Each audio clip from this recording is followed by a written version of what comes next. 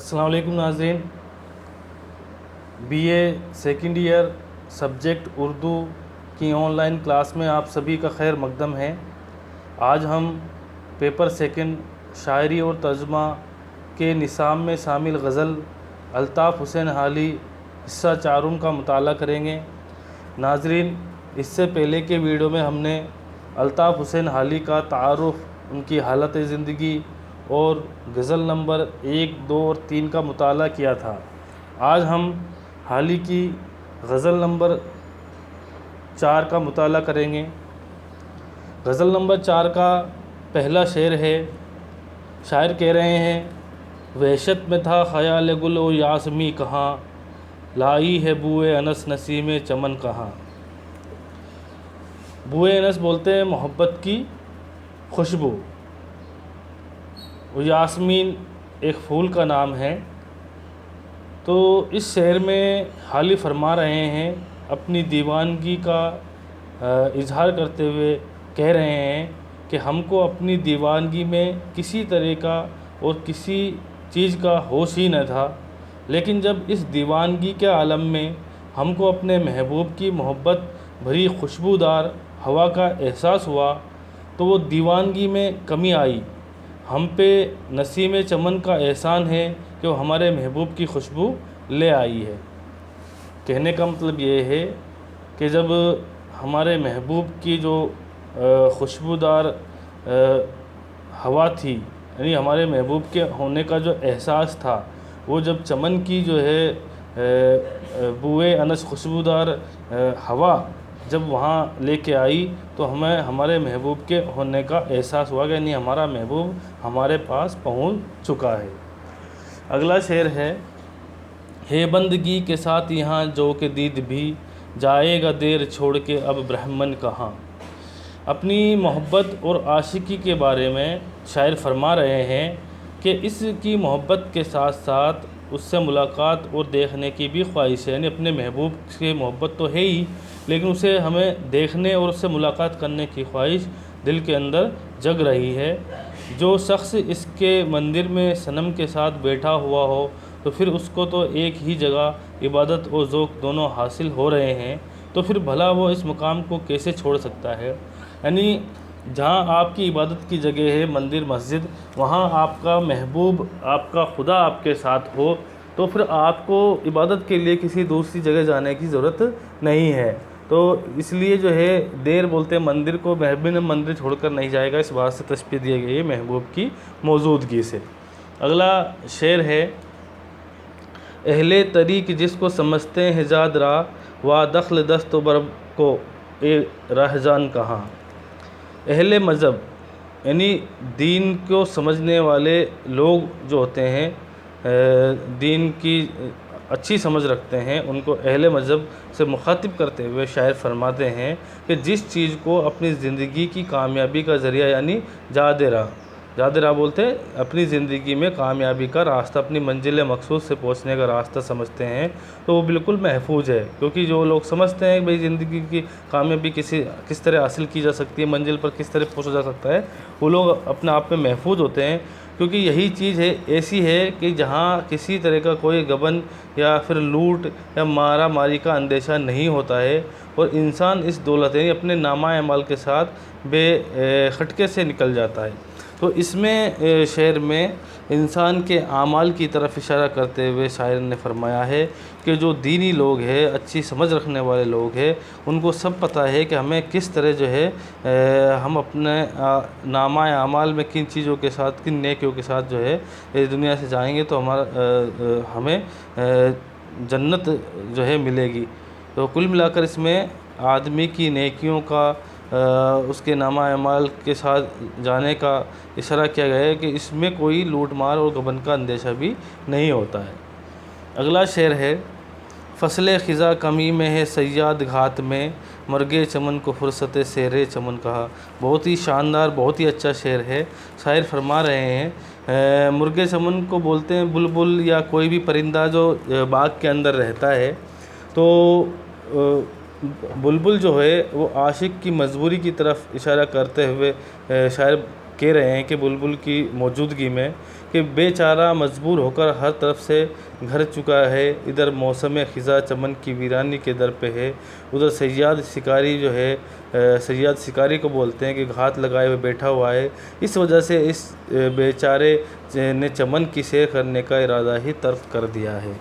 مطلب ہر طرف سے جب پریشانیاں آتی ہے تو آدمی کو گھیر لیتی ہے، تو اسی کو جو ہے تشبیہ دیتے ہوئے شاعر نے جو ہے مرغِ چمن جو ہے بلبل یا کسی پرندے کے لیے جو ہے شاعر نے استعمال کرتے ہوئے کہا ہے کہ جب فصل خزاں بھی آ جائے، یعنی خزاں کا موسم، ایک تو ہوتا ہے بہار کا موسم، ایک ہوتا ہے خزاں کا موسم، کہ خزاں کا موسم بھی آ جائے اور صیاد بھی گھات میں ہو، یعنی شکاری بھی جو ہے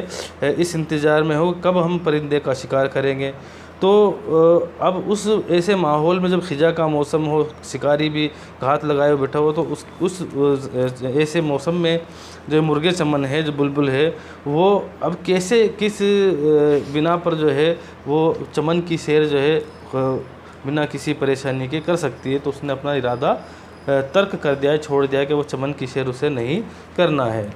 لاتا ہے دل کو وجد میں ایک حرف آشنا، لے جائے ہم کو دیکھیے جو کہ سخن کہاں۔ محبوب کی آشنائی کا طرف اشارہ کرتے ہوئے شاعر فرماتے ہیں کہ ہماری بے خودی اور دیوانگی کے لیے کافی ہے، کیونکہ وہ ہمارے محبوب سے متعلق ہوتا ہے۔ اب دیکھنا یہ ہے کہ یہ حرف آشنا نے ہماری شاعری کے ذوق کو کس حد تک لے جاتا ہے اور دل میں وجد کی کیفیت برقرار رہتی ہے یا نہیں، یعنی اپنی جو شاعری ہے، اپنے جو بول ہے، اس سے اپنے محبوب کو ہم کتنا متاثر کر سکتے ہیں، اس بات کو ہمیں دیکھنا ہے۔ اگلا شعر ہے، جی ڈھونڈتا ہے بزم طرب میں انہیں مگر وہ آئے انجمن میں تو پھر انجمن کہاں۔ بہت ہی اچھا شعر شاعر فرما رہے ہیں، اپنے محبوب کی طرف اشارہ کرتے ہوئے کہہ رہے ہیں کہ کوئی بھی بزم طرب ہو، وہاں اگر محبوب نہ ہو تو پھر بزم کی خوشی قائم نہیں رہ سکتی، لیکن جیسے ہی وہ بزم میں آتے ہیں تو وہ انجمن نہیں رہ جاتی، کیونکہ لوگ ان کو دیکھ کر سب کچھ رنگینی بھول جاتے ہیں اور سب کی نگاہیں اسی شمع کی طرف اٹھتی ہے۔ بہت اچھا شعر ہے، شاعر کہتے ہیں کہ اگر انجمن میں، کسی محفل میں، کسی بزم میں اگر ہمارا محبوب نہیں آئے تو وہ بے رونق ہوتی ہے، لیکن جب وہ آ بھی جائے تو پھر وہ محفل نہیں رہ جاتی، بلکہ سب لوگ ان کی طرف دیکھتے ہیں، ان کی رنگینی کی طرف دیکھتے ہیں، تو وہ ہر طرف جو ہے پروانے ہوتے اور شمع ایک ہی ہوتی ہے، تو سبھی اس پروانے شمع کی طرف نگاہیں اٹھاتے ہیں۔ اگلا شعر ہے، دل ہو گیا لذت غربت سے آشنا، اب ہم کہاں ہوائے نشاط چمن کہاں۔ اپنے دل کی کیفیت کا جو محبت ہے، الفت کا اظہار کرتے ہوئے شاعر فرماتے ہیں کہ میرا دل اب غربت کی تکلیف کا عادی ہو چکا ہے، یعنی ہر طرح کی تکلیف برداشت کرنے کی صلاحیت ہم نے پیدا کر لی ہے۔ شاعر فرماتا ہے کہ کیسی بھی چاہے تکلیفیں ہیں، کیسی بھی پریشانیاں ہیں، اگر ہم کو آئے تو ہم نے اپنے اندر اس طرح کی کیفیت پیدا کر لی ہے کہ ہم اسے برداشت کر سکتے ہیں۔ اب ایسے وقت میں چمن کی خوشی بھری ہوا ہم کو کہاں مل سکتی ہے؟ اب تو یہ خواب ہی باتیں ہو گئی ہے، خواب کی باتیں ہیں کہ جب ہم نے ساری پریشانیاں، ساری مشکلوں کا سامنا کرنے کے لیے، تکلیف برداشت کرنے کی صلاحیت پیدا کر لی ہے اور ہمیں اب خوشیاں والی باتیں جو ہے چمن کے اندر مل رہی ہے، تو وہ خوابی باتیں ہیں، اس سے اب ہمیں کوئی فائدہ نہیں، کیونکہ ہم نے تو پریشانیوں کو جھیلنا جو ہے سیکھ لیا ہے۔ اگلا شعر ہے، کہتا ہے خیر ہم کو بھی صحیح دشمن آپ کے، شکوے کو لے گیا ہے بیدار فن کہاں۔ کہتا ہے خیر ہم بھی صحیح دشمن آپ کے، شکوے کو لے گیا ہے بیداد فن کہاں۔